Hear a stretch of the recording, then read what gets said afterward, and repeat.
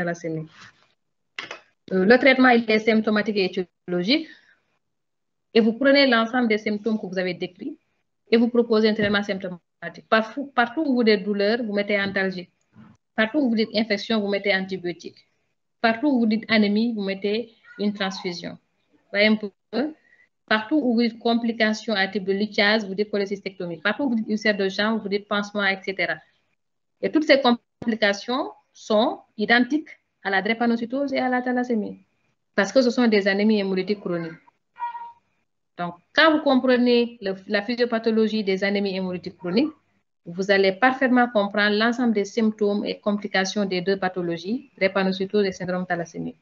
Et vous faites le traitement pareil.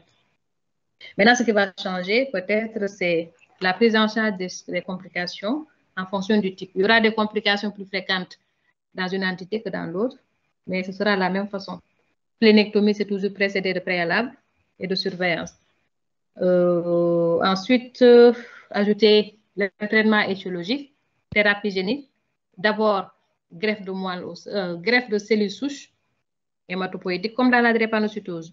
Soit c'est la greffe de moelle osseuse, première intention, avec un donneur HLA identique, idéalement familial. On les appelle des greffes géno-identiques, c'est-à-dire c'est dans la fratrie. Sinon, si on n'a pas de greffes avec HLA identique intrafamilial, on va chercher dans les fichiers. C'est comme des banques de dons de cellules souches. On les appelle des greffes phéno-identiques. Les donneurs du fichier, le fichier il est international. Quelqu'un se déclare bon et bénévole, il donne ses cellules souches hématopoïétiques. On va faire la compatibilité HLA et on va les étiqueter de la même façon qu'on le fait avec les poches de sang. Et on va garder dans une banque quelque part. S'il y a un enfant thalassémique qui doit être greffé, qui n'a pas de donneur, parce que parfois dans les thalassémies, il y a beaucoup de mortalité dans les fratries, ou bien les enfants sont eux-mêmes thalassémiques, il ne faut pas donner. Donc, on va chercher dans le fichier international s'il y a une compatibilité. On appelle ça les greffes phéno-identiques. Parfois, on peut avoir des donneurs qui sont les parents. C'est soit la maman ou le papa, mais en général, ils ne seront pas compatibles à 100%. Ce sont des dons haplo-identiques, c'est-à-dire ce sont les parents qui donnent.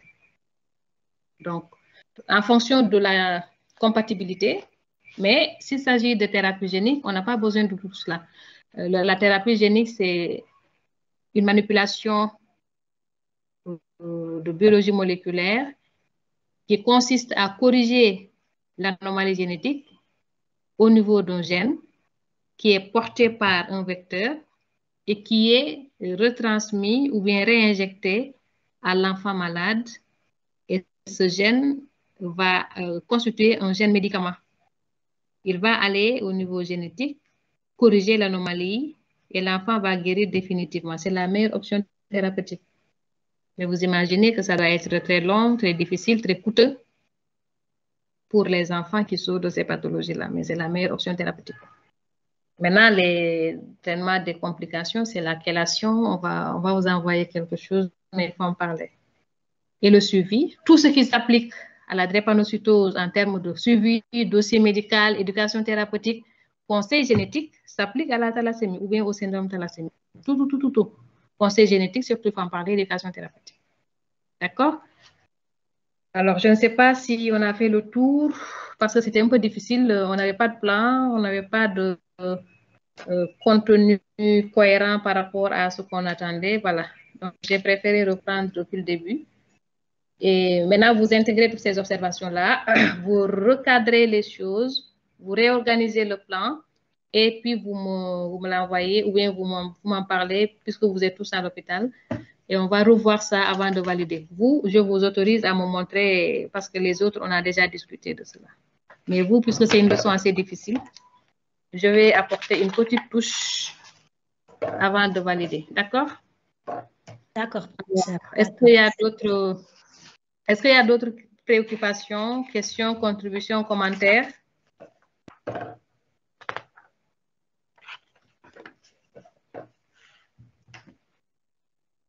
C'est bon. Vous êtes fatigué ou bien on arrête? On continue? Est-ce qu'il y a une autre présentation prévue? Prof, Dr Yacine a des soucis de connexion. Elle signale qu'elle a des soucis de connexion. Est-ce qu'il y avait un programme? En fait, qu'est-ce qui était prévu dans l'après-midi? Dites-moi. Oui, il y a une autre... Nous avons une autre présentation à faire, professeur. Allez-y, c'est laquelle? Sur le syndrome hémorragique, les troubles de l'hémostase. D'accord. Donc, on peut faire les troubles de l'hémostase et après on s'arrête. Il est 17 h. Comme ça, on reprend demain. Alors, demain, ce serait mieux qu'on commence peut-être un peu plus tôt. Bon, si à 8h30, c'est bon, on peut faire. Sinon, on commence à 9 h pile. Et on va prévoir 2 présentations demain parce que j'ai une réunion. Donc, on fait 2 présentations demain. Je ne sais pas qu'est-ce que vous avez préparé pour demain. Et ce serait pas mal si on avait une suite logique dans les choses. Alors, j'avais imprimé le programme, mais je ne sais pas où est-ce que je l'ai